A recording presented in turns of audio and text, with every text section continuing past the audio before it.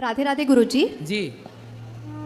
गुरुजी मेरा एक सवाल है कि हमारे घर में जैसे लड्डू गोपाल हैं, मैं शिवजी का कंकड़ पत्थर लेकर आई हूँ, तो मैं उनको भी पूजा पाठ करती हूँ। लक्ष्मी जी हैं, गणपति जी हैं, तो सभी जी को मतलब सभी को भोग लगाती हूँ। तो भोग लगाने के लिए मैं एक ही थाली में सभी को भोग पवाती हूँ। तो वैसा ही करना है, क्योंकि मैं अगर कान्हा जी को भोग लगाती हूँ तो तुलसी जी उसमें पड़ती है, और कहते हैं कि शिव जी को तुलसी जी नहीं चढ़ती हैं। ऐसा है कि जब आप भगवान कृष्ण को, कान्हा जी को, भगवान नारायण को भोग लगाते हैं तो वह भोग लगाने के बाद जो प्रसादी बची तो वह प्रसादी शंकर जी ग्रहण करते हैं। अच्छा। तो वो एक थाली जब भगवान शालिग्राम जी, भगवान नारायण को लग गई जी। तो फिर वो सबको लग गई। अच्छा। अलग से किसी को लगाने की जरूरत, शंकर जी वही प्रसाद पाते हैं। अच्छा, तो सबको अलग से लगाने की ज़रूरत नहीं है ना अब, तो इसीलिए मैं वही क्वेश्चन था। और दूसरा सवाल मेरा ये है कि अभी जैसे कि मैं इनको लेकर आई हूँ, तो शिव जी की भी बहुत बड़ी भक्त हूँ मैं, लाला की तो हुई, शिव जी की भी हूँ। तो शिव जी मेरे वहाँ पे घर पे अकेले हैं, हम 3 जन ही हैं, मैं, मेरी पुत्री और मेरे हस्बैंड, हम 3 जन ही रहते हैं। तो वहाँ पे घर पे मैंने लॉक लगा करके आई हूँ, बट मेरा मन बहुत विचलित है कि लक्ष्मी माता, गणेश जी हैं, मैं उनको कुछ दे नहीं पा रही हूँ। हम 1 हफ्ते से वृंदावन में हैं। तो कोई बात नहीं, भगवान देखो आपके भाव में होते हैं जी। भगवान कभी कैद नहीं होते कि आपको लगा कि ताला लगा दिया तो भगवान कैद हो गए। भगवान को कभी बंधन नहीं होता। भगवान जहाँ भाव से पुकारो वहाँ होते हैं जी। ठीक है, जब आप यहाँ हैं तो भगवान यहाँ हैं, जब आप घर पे हैं तो भगवान घर पे हैं।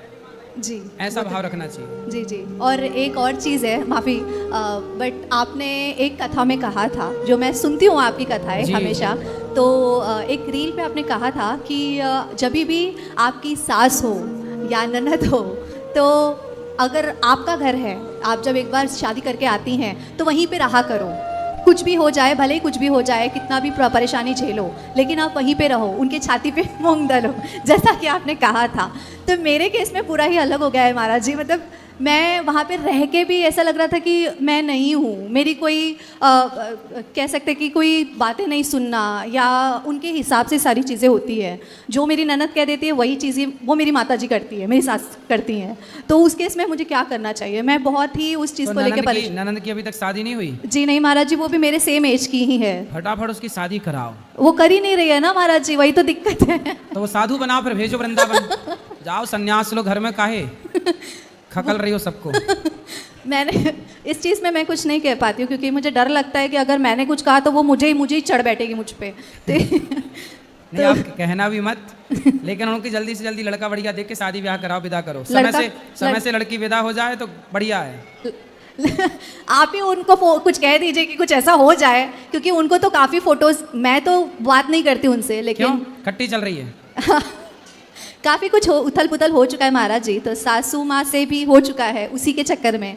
लेकिन मेरा मन नहीं मानता महाराज जी, मैं चाहती हूँ कि मैं एक साथ सबको लेके चलूँ, बट मैं कुछ कर नहीं पाती। सही है, जब माँ अपनी बेटी के चक्कर में पड़ जाती है ना, तो फिर वो दोनों माँ बेटी दोनों गुरु शिष्य हो जाती हैं महाराज जी। मैं अकेली कोई हो समझा जाती नहीं सकता। यदि माँ बेटी की ट्यूनिंग बन गई तो फिर उन्हें ब्रह्मा नहीं समझा सकते। है ना?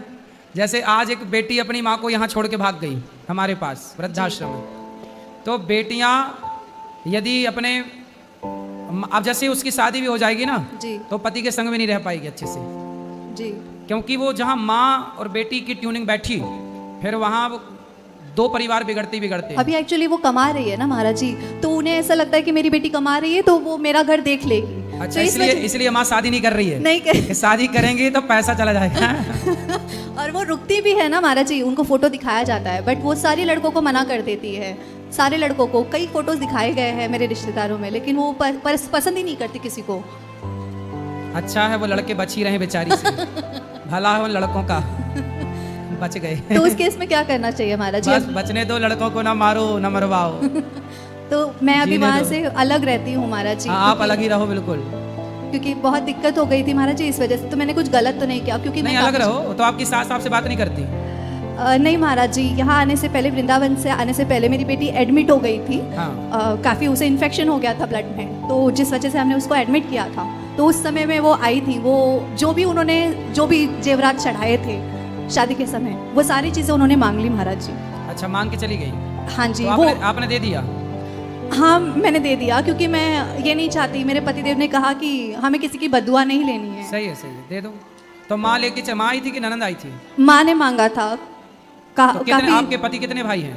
2 भाई हैं महाराज तो जी। उनके पास एक भाई रहते हैं माँ के नहीं, पास? हम ही रहते थे महाराज जी उनके साथ। तो दोनों भाई अलग, केवल माँ बेटी रहती हैं? जी, और उनके हस्बैंड मेरे ससुर जी। अच्छा, देखो ये होता है, स्त्रियां अपनी बेटी के पक्ष में अपने बेटों से बिगाड़ लेती है। बहुत सारा केस है ये, एक पहला ऐसा नहीं है। माँ को आजकल बेटे अच्छे नहीं लगते, बेटियां अच्छी लगती हैं, और बेटे बाहर कर देती हैं माएँ, बेटियों को घर में घुसा के रखती हैं। और सुनो, और बेटी भी अकेली चाहिए, दामाद को भी बाहर करा देती, तलाक वलाक करा के चल बाहर, केवल बेटी।